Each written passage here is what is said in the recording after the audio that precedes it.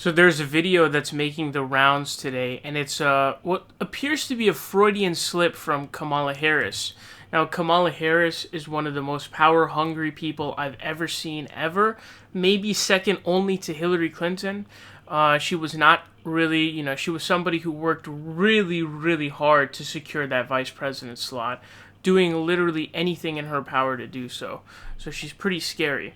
But in this clip, she's actually going to admit something about the administration, that maybe it's not Biden's administration. Need to make sure you have a president in the White House who actually sees you, who understands your needs, who understands the dignity of your work, and who has your back.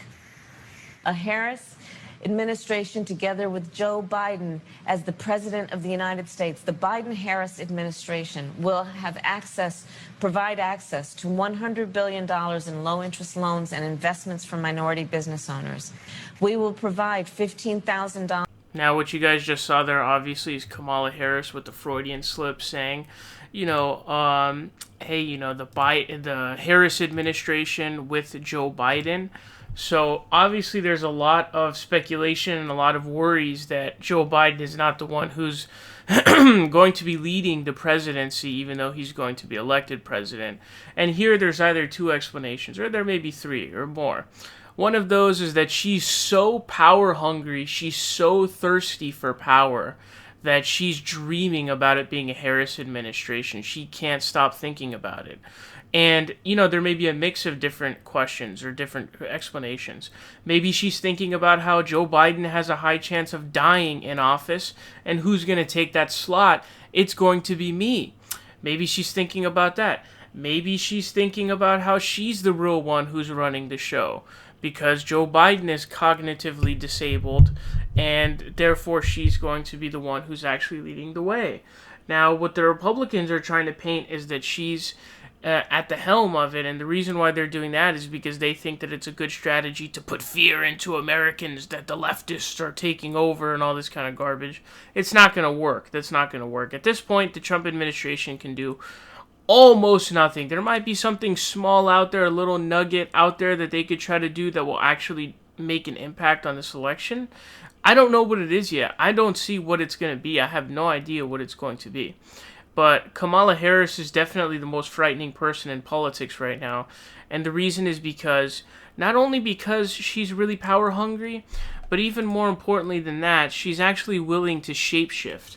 She's willing to change her opinions based on whatever is polled beneficial. Who does that sound like? Hillary Clinton, obviously. She's sort of just a clone of Hillary Clinton, essentially.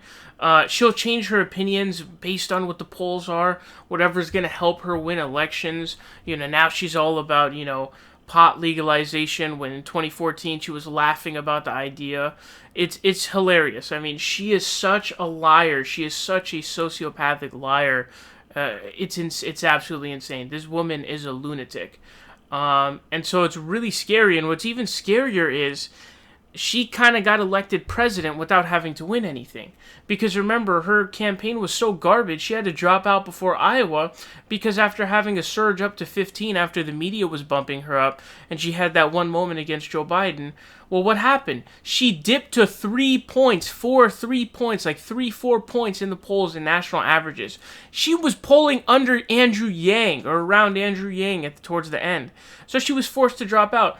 So the people didn't elect her for president, but she's going to become president anyways, because they picked Joe Biden, and I guess that's what they deserve. But still, you didn't win the election. You couldn't even enter the election. You had to drop out before fucking Iowa, because that's how much of a loser you are.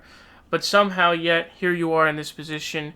You fought your way, you lobbied your way into power because you're that power hungry, and you can just see it in her face as to how excited she is. And that was what her introductory sort of speech was like when she introduced herself as the vice president. She was just glistening with happiness because all that power, luscious, lovely power. But yeah, man, this is definitely not a good look. Definitely a Freudian slip for sure.